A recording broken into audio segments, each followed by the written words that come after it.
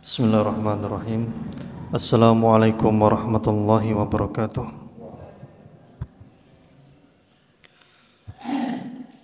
Alhamdulillah.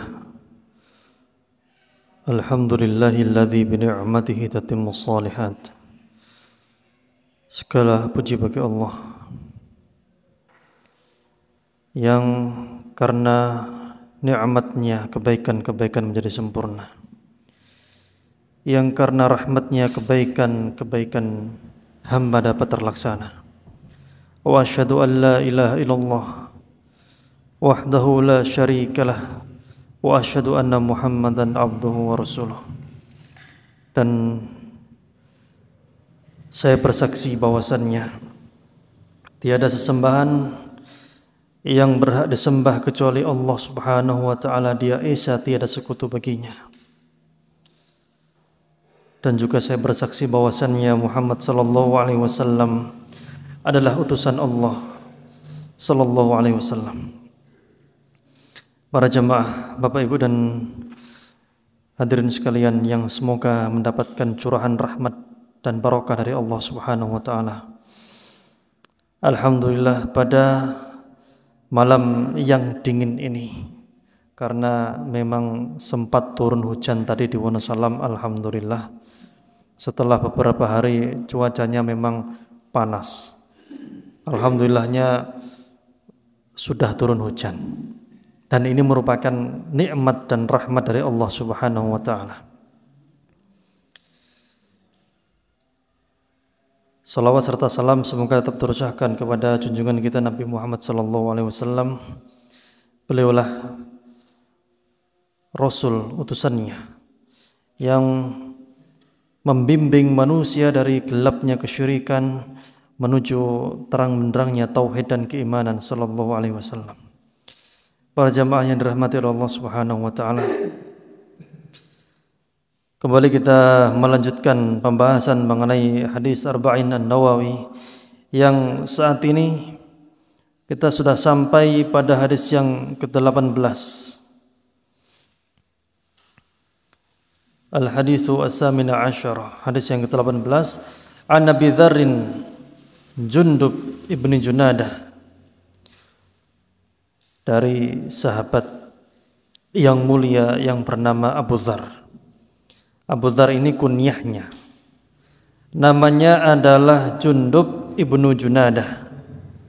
Wa Abi Abdurrahman Mu'adz ibni Jabalin radhiyallahu anhuma, dan juga Abu Abdurrahman Mu'adz ibnu Jabal, semoga Allah meridhai keduanya.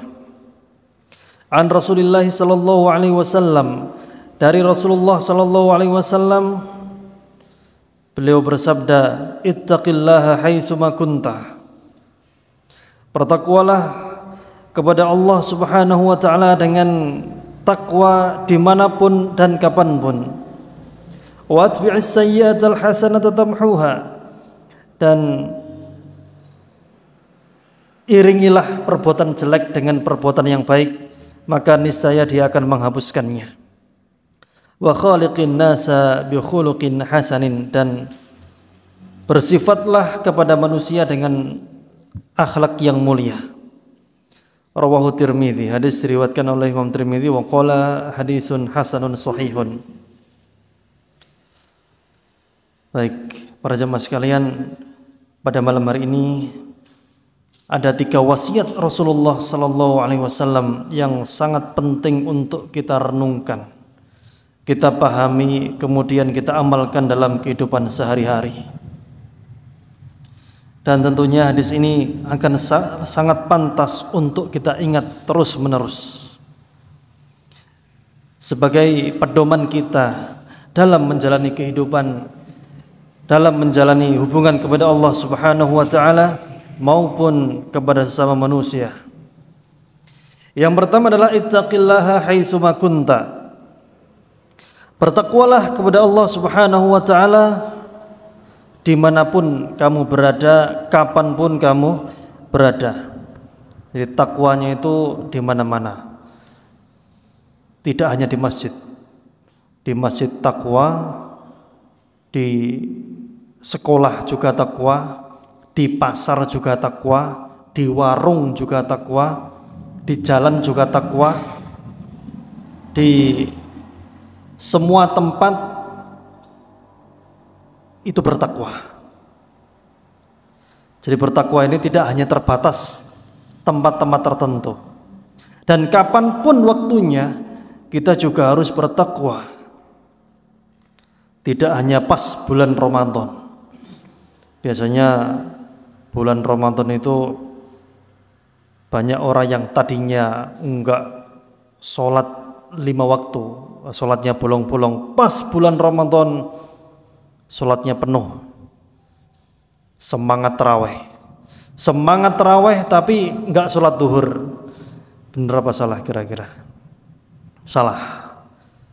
Karena sholat duhur lebih besar pahalanya daripada sholat taraweh. Bukan berarti pahala sholat tarawih kecil, ya bukan. Tapi sholat duhur itu hukumnya wajib, sholat tarawih hukumnya sunnah. Jadi bertakwa kapanpun, ya di bulan Ramadan bertakwa, di bulan Syawal juga bertakwa, di bulan Muharram juga bertakwa. Pagi hari bertakwa, siang hari bertakwa, malam hari juga bertakwa.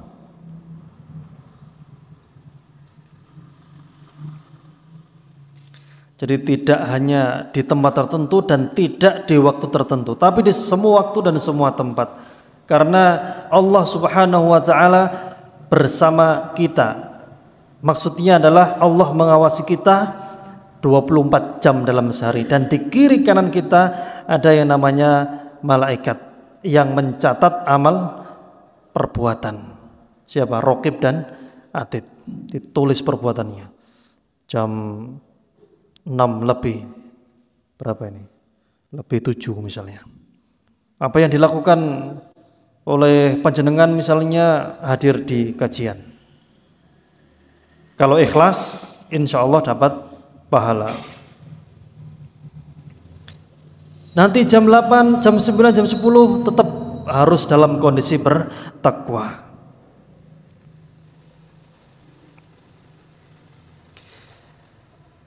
Apa itu takwa? Kata sahabat Ali bin Abi Thalib adalah al-khawfu minal jalil wal amalu bit tanzil war ridha bil qalil wal isti'dad li yaumir rahil. Kata sahabat Ali bin Abi Thalib radhiyallahu anhu, takwa adalah al-khawfu minal jalil, takut kepada Allah Subhanahu al-Jalil, termasuk nama-nama Allah Subhanahu wa taala. Allah yang maha mulia. Takut kepada Allah yang maha mulia. Takut itu termasuk ibadah. Jika takutnya karena Allah Subhanahu wa taala. Takut itu ada dua macam. Takut yang tabi'i, tabiat. Ada takut yang karena Allah Subhanahu wa taala. Takut yang karena tabiat, contoh misalnya jenengan lihat kebakaran, lihat tsunami misalnya, lihat tsunami, lari nopo malah direkam, lari, orang normal ya melayu lihat tsunami, kan normal kan tambah direkam, yuk kelelep akhirnya. Takut lihat harimau macan misalnya, jenengan malam hari jam 11 malam lewat di tengah hutan sana. Kemudian di tengah jalan ada macan yang rebahan, lagi santuy, sewantai macannya. Balik arah atau dilus-lus gini macannya. Ya lari. Tapi alhamdulillah di sini enggak ada. Takut sama apa lagi misalnya? Badai misalnya. Itu semuanya adalah takut yang tabiat, tidak bernilai ibadah kepada Allah Subhanahu wa taala. Maka takut seperti apakah yang bernilai ibadah kepada Allah Subhanahu wa taala? Contohnya adalah ada orang lihat sepeda motor yang kuncinya nempel di situ. Dibisiki setan. Langsung sikat aja itu, nggak ada yang lihat, pasti berhasil. Milih sikat apa enggak, sikat apa enggak. Oh jangan, kenapa? Takut sama Allah Subhanahu wa taala nanti dosa. Misalnya lagi ketika misalnya bapak-bapak misalnya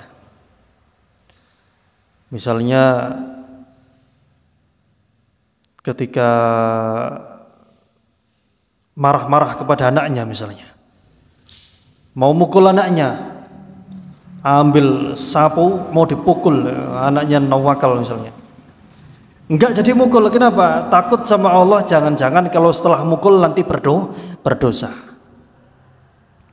Atau mungkin seorang siswa mungkin mau nyontek pas ujian, sudah siapkan kerpean, ditempatkan di tempat yang aman, mau ngerpek nyontek pas ujian, tapi ternyata dia ingat pas mau mengeluarkan contekannya, dia takut kepada Allah Subhanahu wa taala. Kalau saya nyontek berdosa, ijazahnya tidak halal nanti. Gimana kalau lanjut sekolah dengan ijazah yang tidak halal nanti? Khawatir dosa. Jadi takut karena Allah Subhanahu wa taala mau melakukan satu pekerjaan dosa atau maksiat tapi enggak jadi. Kenapa? Takut dosa. Maka insya Allah berpahala. Itulah yang takut kepada Allah Subhanahu wa taala. Misalnya jenengan lagi mumet misalnya, pingin dangdut koplo misalnya, tapi ingat ndak wis daripada nanti dosa, timbangane dosa ya, mending turu ae. Mending gitu, mending tidur. Kalau tidur kan selesai urusan, diangkat pena, nggak ada dosa, nggak ada pahala. Kecuali tidurnya karena dia berniat tidak mau bangun subuh misalnya, pas adzan subuh sengaja ndak usah sholat, tidur aja, gitu. Baik, adalah khaufu minal jalil. Takut yang bernilai ibadah adalah takut karena Allah Subhanahu wa taala, enggak jadi berbuat maksiat karena takut dosa. Yang selanjutnya wal amalu bit tanzil, yaitu mengamalkan, beramal dengan petunjuk Al-Qur'an dan As-Sunnah, tanzil yang diturunkan. Yaitu maksudnya diturunkan dari langit ke bumi, yaitu Al-Qur'an, ditafsirkan oleh Rasulullah SAW dalam hadis-hadisnya, yaitu beramal dengan Alkitab was Sunnah, mengamalkan Al-Quran dan hadis. Tapi ingat, hati-hati, mengamalkan Al-Quran dan Al-Sunnah itu harus dengan pemahaman para sahabat. Sekarang Quran turun, hadis telah diucapkan sama Rasulullah SAW, dan sampai sekarang masih ada, Quran hadisnya masih ada. Tapi banyak orang yang salah paham untuk memahami hadis-hadis Rasulullah SAW dan Al-Quran juga seperti itu. Orang-orang liberal misalnya, orang-orang liberal itu sukanya mentafsirkan ayat-ayat seenak udeli, seenak mereka sendiri. Mereka pingin bikin statement, cari-cari ayat, cari-cari hadis untuk dipaksakan. Sekarang Al-Quran, As-Sunnah ada. Kemudian orang liberal memahami sesuatu, kemudian orang aneh dan nyeleneh itu memahami sesuatu, dan juga para sahabat memahami sesuatu. Kira-kira ikut yang mana kira-kira? Pemahaman yang paling benar adalah yang dipahami oleh para sahabat Rasulullah SAW. Dari mana kita tahu? Dari belajar. Makanya pentingnya ngaji, pentingnya belajar thalabul ilmi adalah untuk mengetahui pemahaman dari para sahabat radhiyallahu anhum. Jadi Al-Quran As-Sunnah itu jangan dipahami seenaknya sendiri. Sekarang kan zaman sekarang banyak tokoh ya, orang ditokohkan, tokoh perkumpulan, tokoh ini, tokoh itu. Kemudian bacakan hadis, bacakan ayat, ditafsirkan seenak udeli dewe, seenaknya sendiri, dipercaya sama pengikut-pengikutnya. Ini kacau sekali. Karena berbicara atas nama Allah Subhanahu wa taala tanpa didasari ilmu itu besar dosanya. Kenapa besar dosanya? Menyesatkan manusia. Sekarang kan banyak artis hijrah. Akhirnya karena punya banyak follower pakai peci, pakai sorban. Kemudian awalnya jadi motivator. Nah, karena hafal hadis arba'in ini 2 biji, 3 biji gitu ya, sok-sok ceramah. Ada pedangdut juga ya, pedangdut yang sekarang ceramah gitu ya. Ya siapa ya, nggak usah saya sebutkan ya. Yaitu mengamalkan Al-Quran dan As-Sunnah dengan pemahaman para sahabat. Bagaimana para sahabat mengamalkannya? Yang itulah yang akan kita amalkan, para sahabat kepada muridnya para tabi'in turun lagi kepada tabi'in. Jadi ada sanadnya bersambung sampai ke Rasulullah Sallallahu Alaihi Wasallam. Tidak bikin-bikin sendiri. Kemudian waridho bil qalil, dan ridho dengan yang sedikit. Maksudnya apa? Ya qanaah. Rezekinya seberapa ya alhamdulillah, disyukuri, tidak tamak, tidak tidak geragas. Kata orang Jawa itu geragas, gak geragas wong. Boleh nggak kaya? Boleh, monggo silakan, bagus. Bahkan beberapa ibadah, banyak ibadah yang itu memang perlu harta. Mau haji perlu harta, mau umroh perlu harta, mau zakat, infak, sedekah perlu harta, mau bangun masjid perlu harta, mau apa lagi? Mau nikah perlu harta, mau membahagiakan orang tua perlu harta apa mboten, Pak? Nggih, wonten sing gratis, wonten sing bayar. Gratis contohnya seperti apa ya? Kunjungi jenguk niku gratis. Nah, tapi misalnya pin menghajikan kedua orang tua kan tidak gratis ya, kecuali dapat undian berhadiah mungkin ya. Itu perlu. Artinya apa? Mau kaya monggo silakan, bagus. Tapi jangan sampai karena pingin kaya malah yang haram diterjang. Riba dimakan, penipuan, penggelapan, dan lain sebagainya. Itu yang sangat-sangat berbahaya. Baik, jadi ridho bil qalil bukan maksudnya adalah ridho dengan yang sedikit, maksudnya qanaah dengan apa yang ada. Maksudnya bukan ya sudah, kalau begitu saya besok di rumah mau rebahan, enggak usah kerja. Karena ridho qanaah dengan yang sedikit. Nah, itu salah. Kata Allah, wabtaghi fi ma atakallahu darul akhirah wa la tansa nasibaka minad dunya. Kata Allah Subhanahu wa taala, carilah amal, carilah bekal untuk kehidupan akhiratmu, tapi jangan lupa jatahmu di dunia. Jadi jatahnya jangan lupa. Ya, terkadang memang seringkali bahkan jenengan kalau pas punya duit sama pas enggak punya duit, kalau sholat khusyuk yang mana kira-kira? Khusyuk pun Pak, jenengan Pak. Pas duit nggih. Memang benar, uang itu tidak bisa membeli semuanya. Semuanya tidak bisa dibeli dengan uang. Tapi sekarang apa-apa butuh uang. Maka prinsipnya adalah jadikan dunia di tanganku, akhirat di hatiku. Dunia itu hanya di tangan saja. Boleh monggo jenengan punya mobil, punya rumah, punya motor, punya monggo silahkan. Punya harta, punya semuanya monggo silahkan. Tapi kalau misalnya belum punya, jangan sampai menempuh jalan yang haram. Tiang orang kaya sama orang miskin itu, orang kaya yang bersyukur, orang miskin yang sabar. Jenengan pilih-pilihan, pilih pundi, Pak? Kaya bersyukur, nggih normal, nggih kula nek dikai pilihan ngono ya mending milih kaya bersyukur. Muga-muga saged nggih. Nggih niku normal. Ya, tapi rezeki niku sampun wonten jatahi. Rezeki 700.000, 100.000. Dikewajar kaya apa tetep 100.000. Mau yang halal mau yang haram tetep 100.000.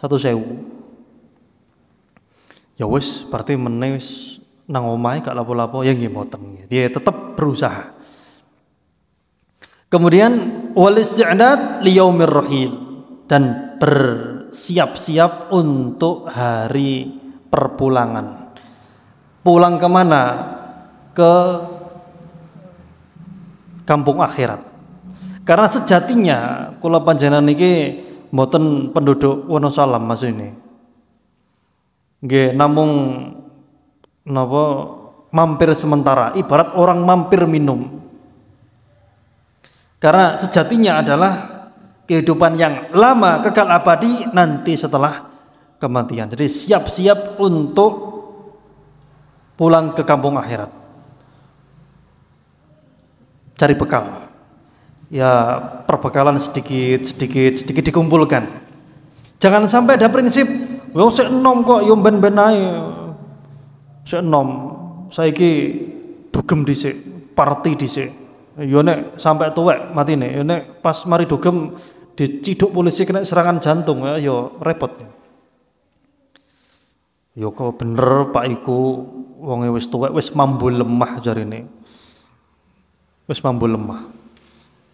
Karena para jamaah sekalian, malaikat itu mencabut nyawa seseorang itu enggak pandang bulu, berapa umurnya enggak mesti. Kan wonten nggih, lari alit niku pun kapundhut. Kathah nggih, ten Palestina niku kathah ribuan pun kapundhut. Nggih, semoga diberikan ketabahan, semoga diberikan kemenangan.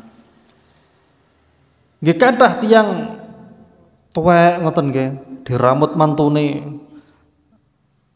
mantune biasanya mantu niku ngeramut mertuane niku arep-arep sehatin apa arep-arep sawai arep-arep tokone napa arep-arep sehate arep-arep tokone. Bapak iki gak wis-wis kapan iki aku tak garap sawai tak garap tokone gak wis-wis bapak iki wonten tiang ngoten niku mriki wonten Pak tiange Pak kathah pundi Pak tiange wonten mriki wonten nggih. Ya niku kathah aja mane mantu anake nggih kathah ngoten niku. Aku gelem ngramut bapak tapi sawah nang pojokan niku aku sing garap engko tokone ya aku sing terusno nek gak ngono ya moh ramuten dhewe. Nah niku mboten angsal. Jadi bersiap-siap untuk hari perpulangan karena perjalanan ke kampung akhirat itu panjang dawa. Kula jenengan badhe ten luar negeri misalnya, mboten luar negeri wis ten Kalimantan, Sumatera misalnya. Sangun niku 1.000 napa 10 juta. Nah 10 juta kadang-kadang isih kurang. Apa meneh 1.000. Nggih 50 juta insyaallah rada aman. Luar negeri nggih puluhan ratusan juta tergantung napa urusane. Niku padahal perjalanan paling pirang dina mean. Pirang dina mboten suwe. Lah niki perjalanan ten akhirat mangke wonten padang mahsyar, wonten hisab, mizan, sirat, macam-macam luwih dawa, luwih suwe. Ujung-ujunge surga neraka. Niki panjang Bapak Ibu sekalian mangkane monggo disiapaken. Disiapaken sing kathah. Ngamal iku semakin kathah semakin sae. Ojo ngenteni tuwek, sing tuwek ngene pas menangi tuwek. Mboten repot. Ngoten. Malah niku wonten tiyang niku sakniki belajar ilmu kebal. Napa Mas belajar ilmu kebal? Mbak nek disiksa malaikat ben kebal nang neraka. Ya nyonyor Mas sampeyan ngoten. Baik, kemudian juga seorang sahabat yang bernama Ubay bin Ka'ab pernah ditanya tentang apa itu takwa. Beliau berkata,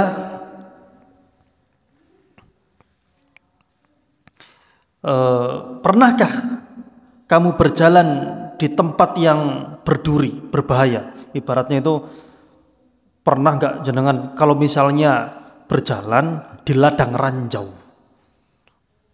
berjalan di tempat berduri, memakai rine, memakai jebakan ini, apa yang akan kamu lakukan? Beliau menjawab, usyamiru ansaqi wa anzur ila mawadi'a qadamai. Ya saya akan meringkis celana saya ringkis, diringkis itu diangkat celananya. Soalnya dang-dangan kok keprosok. Kemudian saya lihat di tempat kaki saya berjalan, dideloki. Kuatirnya keprosok, kuatirnya kena jebakan, kena duri, kena ranjau. Pelan. Mboten grusuh grudas mboten. Pelan.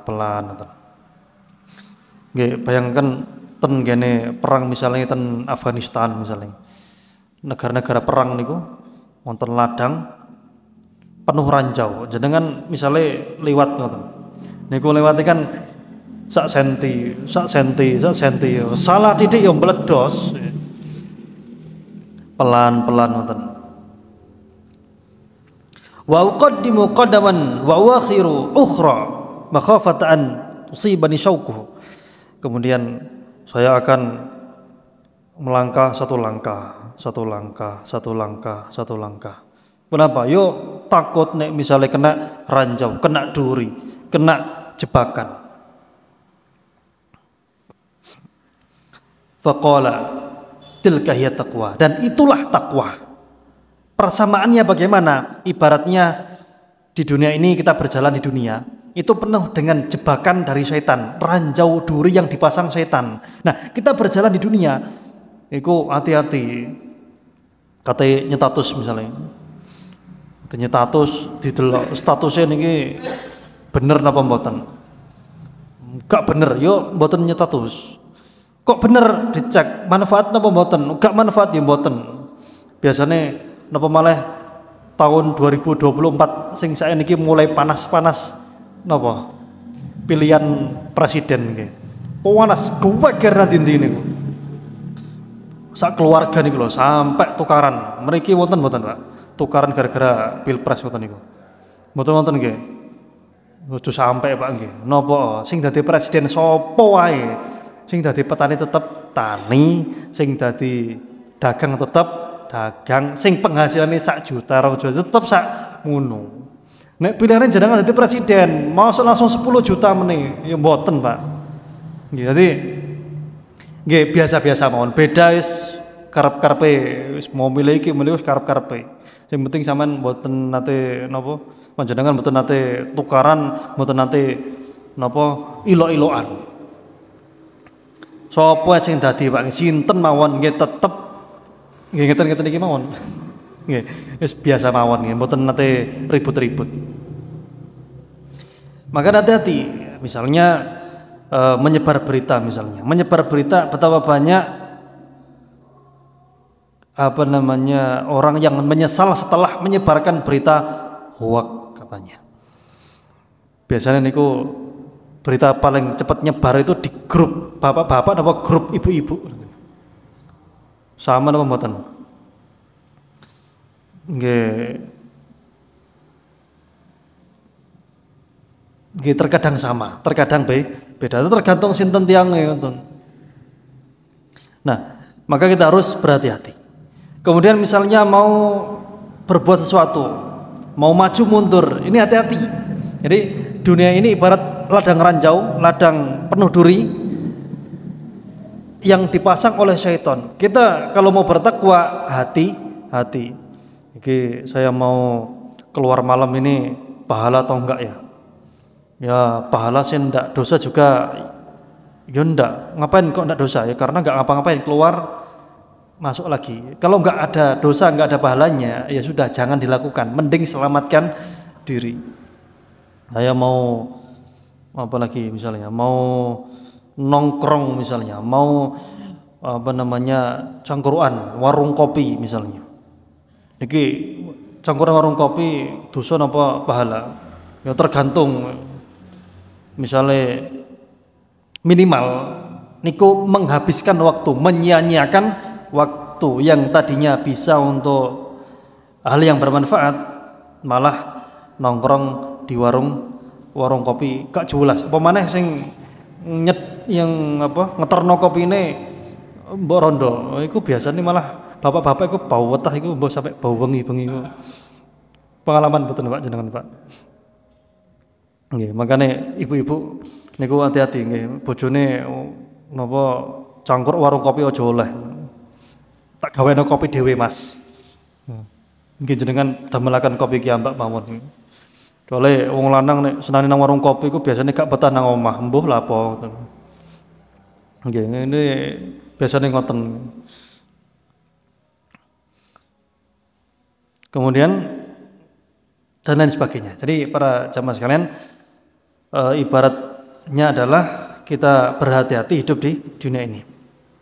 Allah berfirman, "Innallaha yuhibbul ladzina taqaw wal ladzina hum muhsinun." Allah Subhanahu wa taala berfirman, sesungguhnya Allah Subhanahu wa taala mencintai orang-orang yang bertakwa dan mereka yang berbuat baik. Kemudian yang kedua adalah setelah yang pertama, ittaqillaha haitsu ma kunta, dimanapun dan kapanpun bertakwa, wa atbi'is sayyi'atal hasanata tamhuha. Dan setelah berbuat jelek, iringilah perbuatan jelek dengan perbuatan baik, maka niscaya akan dihapus. Allah berfirman, innal hasanat yudhibna sayyi'at. Sesungguhnya kebaikan itu menghapuskan kejelekan. Ayat ini turun pas wonten tiang jaler niku lapor kali Rasulullah, ya Rasulullah kula niki mantun melakukan hubungan yang tidak baik dengan perempuan, tapi nggak sampai zina, ya pacaran. Laporan nek mari pacaran. Jadi pacaran niku pun kejaman lawas pun wonten, niku terlarang. Ceritanya niku ada laki-laki lapor ke Rasulullah, ya Rasulullah saya itu habis pacaran dan badi okeh, menang banyak katanya gitu ya. Kemudian tapi nggak sampai zina, saya mau bertobat, itu gimana Rasulullah gitu. Rasulullah berpaling, nunggu wahyu, ini masih berpaling gitu ya. Kemudian setelah sholat turunlah ayat waqimis sholata tarafain nahari wa zulafan minal lail innal hasanat yudhibna as-sayyi'at. Sesungguhnya kebaikan itu menghapuskan kejelekan. Ditanya, kamu tadi sholat subuh bersama kami enggak? Iya Rasulullah. Innal hasanat yudhibna sayyi'at. Ya wis, kata Allah Subhanahu wa taala, kebaikan menghapuskan kejelekan. Loh Rasulullah, itu khusus bagi saya, privilege saya, atau buat semua orang? Ya buat semua orang, jong. Masuk kayak kawak modok, yang mboten. Buat semua orang. Tapi ini berkaitan dengan syarat-syarat bertaubat kepada Allah Subhanahu wa taala. Misalnya ada orang berbuat jelek, habis jenengan punya teman, jenengan uring-uring, jenengan bentak-bentak misalnya. Nah, bagaimana caranya? Ya, ikutilah perbuatan jelek dengan kebaikan. Ya minta maaf ya Mas, ngapunten ya Mas ya. Napa Mas? Aku muring-muring. Saiki ayo tak tukono bakso mangan bareng. Sepuran ya. Oh iya Mas, tapi aja maneh lho Mas ya. Bapak-bapak yang ngoten kali istri-istrinya. Dek, aku janji Dek. Aku janji gak ngono maneh. Gak ngelarini sampean maneh Dek. Jadi saya janji Dek, saya tidak akan menyakitimu. Kalau saya menyakitimu, saya nanti janji lagi ya, gitu ya. Jadi apa doae gitu. Jadi jenengan ibu-ibu nggih ngoten, mari nyuwentak bojone misalnya kopang kopi gawe dhewe kono. Akhirnya apa? Ya minta maaf kemudian dibikinkan kopinya. Jadi perbuatan jelek diiringi dengan perbuatan baik, nanti akan terhapuskan. Kenapa? Karena kullu bani Adam khata' kata Rasulullah, setiap anak Adam itu berdosa. Sing gak ana dosane niku namung malaikat. Nek manusa nggih wonten dosane. Dan dalam hadis qudsi Allah berfirman, "Ya ibadi innakum tukhti'una bil-laili wan-nahar wa ana aghfiru dzunuba jami'an." Wahai hamba-hambaku, kalian itu berbuat salah malam dan siang dan aku menghapuskan dosa seluruhnya. Baik, kembali ke syarat yang taubat tadi. Ada orang bersalah. Dia berbuat salah, dia ingin bertaubat, ingin dihapuskan dosanya. Syarat yang pertama itu harus menyesal. Menyesal karena telah berbuat dosa. Misalnya habis nyawer nyawer penyanyi misalnya, habis judi misalnya, habis togel misalnya, habis mabuk misalnya. Maka pertama dia berjanji, dia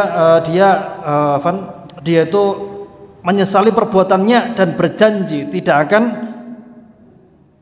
mengulanginya lagi. Ini betul-betul menyesal, bukan dibikin-bikin, dan Allah Maha tahu isi hati. Allah tahu siapa yang tobatnya itu tobat-tobatan, istilahnya itu tobat sambel. Tobat sambel itu tiang habis makan sambel, orang habis makan sambel kepedesan, minus tobat wis gak min sambel maneh, sambel pedesnya hilang, balik maneh makan sambel. Nah, jadi Allah Maha tahu siapa yang jujur dan tidak jujur dalam tobatnya. Itu yang pertama. Jadi harus menyesal. Kemudian berazam, yang kedua berazam, bertekad yang kuat untuk tidak mengulangi lagi. Dan yang selanjutnya adalah meninggalkan perbuatannya tadi, tinggal. Tadinya misalnya suka pacaran misalnya, menjalin hubungan yang tidak benar antara laki-laki dan perempuan. Maka bertobat, ditinggal, menyesal dan berjanji kepada Allah untuk tidak mengulangi lagi. Tapi kalau dosanya sesama manusia ditambah satu lagi, mengembalikan hak yang telah diambil. Misalnya ada orang nyolong sendal misalnya, ke masjid bawa swallow, pulang-pulang bawa eger. Atau ada beli gorengan, ngambil 10, ngaku belum bayar, minta kembalian misalnya. Nah, ini cara bertobatnya ditambah satu lagi, harus mengembalikan hak-hak orang yang terzolimi atau minta diikhlaskan. Itu kalau mau diampuni dosanya.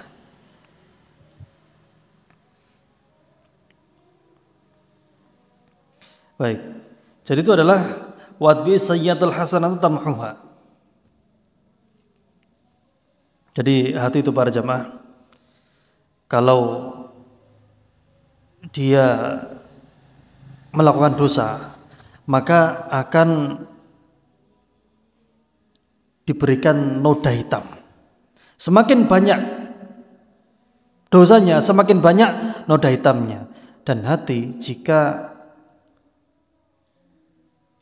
melakukan kebaikan, maka akan terhapuskan nodanya tadi. Jadi ini merupakan kemuliaan Allah Subhanahu wa taala yang mengampuni dosa. Jadi fasilitas Allah Subhanahu wa taala kepada para hambanya itu tidak terbatas hanya istighfar saja. Perbuatan baik dilaksanakan, insya Allah menghapuskan perbuatan yang jelek.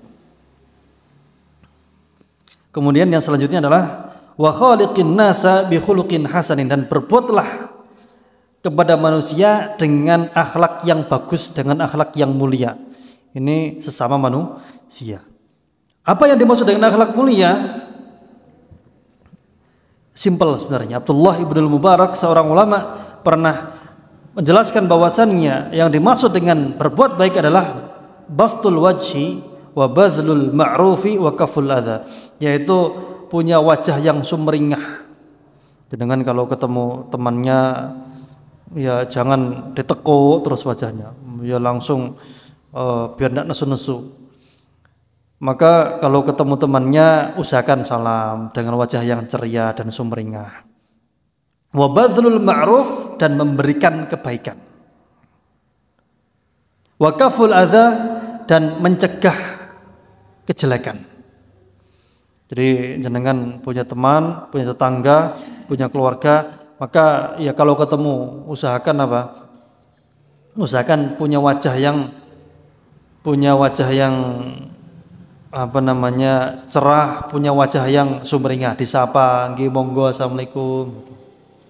Tapi hati-hati, jangan semua orang disenyumi, disapa gitu ya. Ada laki-laki ketemu perempuan ya cantik gitu ya, kemudian nggih Mbak monggo gitu ya. Nanti perempuannya nyauti, nggih Mas monggo mampir gitu ya. Aku senengen nggih seweneng mangke. Itu harus hati-hati. Kalau sesama, kalau lain jenis laki-laki perempuan yang bukan mahramnya, ya jangan bergampang-gampangan, jangan malah bercengkrama, ngobrol yang enggak itu. Setan itu kalau mau mencelakakan manusia dalam dosa itu sudah sangat-sangat berpengalaman, jam terbangnya tinggi. Ada kisah Barsiso namanya. Barsiso ini seorang ahli ibadah, rohib, yang dia itu dititipi seorang wanita oleh 3 orang yang mau berjihad. Awalnya ya nolak, tapi lama-lama ya terima. Kemudian ditaruh di satu tempat. Ya awalnya cuma dikirim makan terus pulang, kirim makan terus pulang, kirim makan terus pulang. Nah, setan mulai bisi. Ingat, ini setan itu caranya pelan-pelan, tidak langsung. Mau jeburkan ke jurang itu pelan, akhirnya nyemplung. Enggak langsung nyemplung sekaligus. Dibisi setan, was dalam hatinya itu. Mas, yo mbok yo ojo dikei panganan tok yo. Takok-takoki piye kabare ngono. Butuh apa? Ya piye wedake entek ta apa ngono. Butuh apa jajan ta apa? Pengin boba ta, pengin seblak ta, pengin lontong tahu ta. Takok-takok ono ngono lho. Nah, akhirnya besoknya ditanya, "Mbak, jenengan butuh apa ta, Mbak?" Ya, bahasane kira-kira ngoten nggih, nang mriku mboten wonten lontonge kok. Nggih, tapi ya kira-kira seperti itu. Nggih, iki Mas butuh iki misalnya. Akhirnya mulai ngirim makanan, mulai bercengkrama, mulai ngobrol tanya-tanya kabar gitu ya. Besoknya lagi kata setannya dibisik lagi, yo mbok yo jangan cuma tanya kabar, yo masuk tanya sana, ngobrol-ngobrol sana. Be dia kesepian, tanya-tanya gitu ya. Be wifi-nya habis kuotanya misalnya. Zaman itu belum ada wifi ya. Yo be ini butuh masako nentek, roiko nentek misalnya. Pengen ayam geprek tah, pengen apalah, ya tanya ngobrol-ngobrol lah gitu. Akhirnya besoknya datang ngobrol. Lama kelamaan ya akhirnya sampailah terjadi perzinahan. Apakah sampai di situ? Enggak, setan terus datang. Sampaian itu kan ahli ibadah ya, terkenal sudah viral. Sudah viral kalau sampaian itu ahli ibadah. Lah kok zina sama si perempuan ini terus punya anak pula, apa kata dunia? Wis biar aman, bunuh saja dia itu. Patenono wae. Betul dibunuh. Akhirnya dibunuh. Kisah ini diceritakan oleh kalau nggak salah Ibnu Jauzi dalam Talbisul Iblis. Kitab Talbisul Iblis cerita tentang bagaimana setan itu memperdaya manusia. Nah, setelah dibunuh si perempuan ini, dikuburlah bersama anaknya yang tadi ahli ibadah, berzina, kemudian pembunuh. Nah, pas datang 3 orang yang nitip tadi, tanya, "Kang, mana adik kami?" "Oh, qadarullah Mas, adik panjenengan itu sudah meninggal. Kemarin sakit-sakitan, mengkis gitu ya. Mbak ane Senin Kemis. Watuk ae misalnya.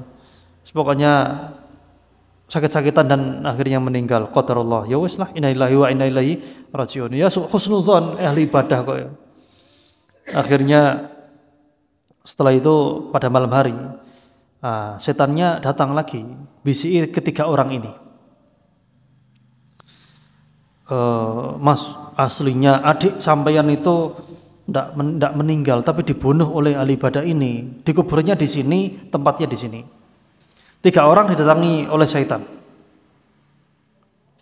Kemudian pas bangun pagi hari saling bercerita, "Loh kok betulan kok sama mimpi kita?" Akhirnya coba kita dicek betulan ada.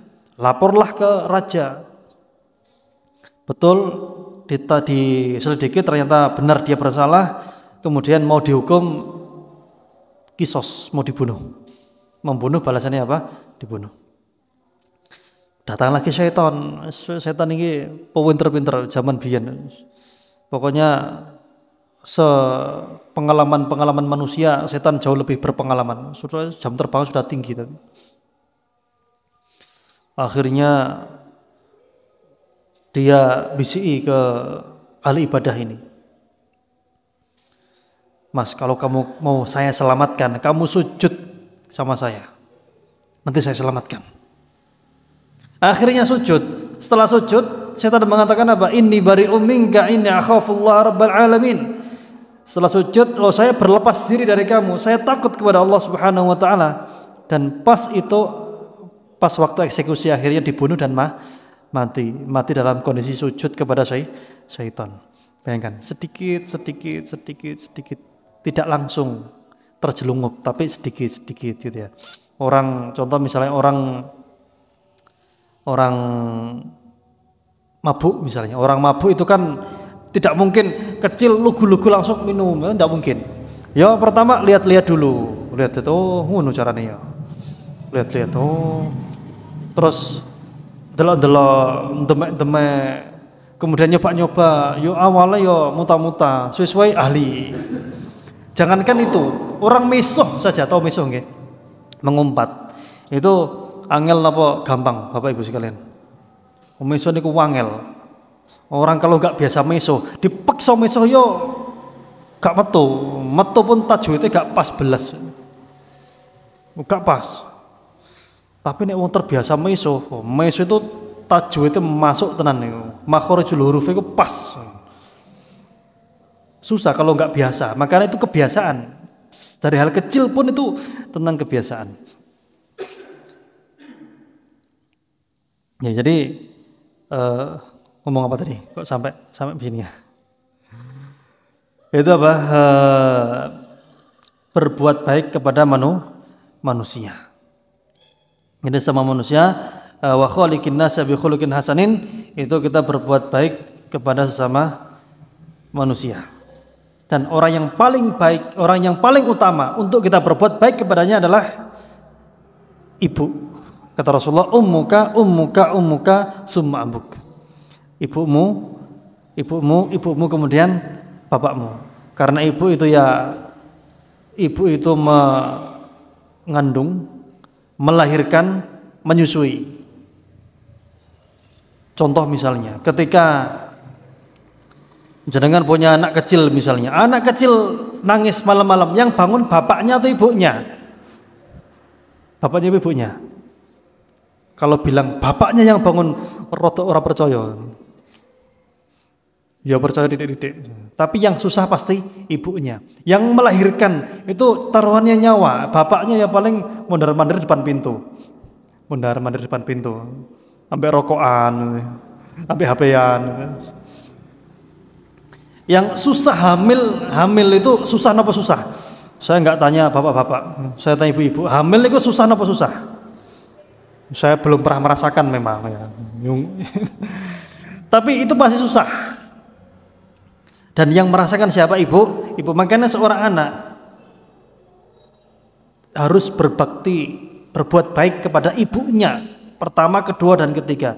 Baru keempat itu bapaknya. Karena ya bapaknya menanggung nafkahnya.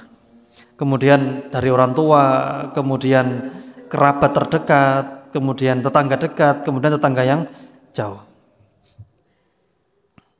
Baik. Sudah ya? Ada pertanyaan masalah ini? Insyaallah tidak ada nggih. Baik, sebenarnya masih ada beberapa faedah, cuma insyaallah sudah tercakup di sini semuanya. Akhir kata, semoga Allah Subhanahu wa taala menjadikan kita semuanya orang yang bertakwa kepada Allah Subhanahu wa taala dimanapun dan kapanpun kita berada, dan apabila terjatuh dalam kejelekan kita senantiasa berusaha untuk mengejar kekurangan itu dengan kebaikan-kebaikan yang akan kita lakukan, dan semoga kita semuanya berakhlak kepada sesama manusia dengan akhlak yang terbaik, akhlak yang paling mulia. Baik, demikian yang dapat kita pelajari, kurang lebihnya saya ucapkan jazakumullah khairan, mohon maaf atas segala kekurangan. Akhiri subhanakallahumma rabbana bihamdika asyhadu an la ilaha illa anta astaghfiruka wa atubu ilaik. Assalamualaikum warahmatullahi wabarakatuh.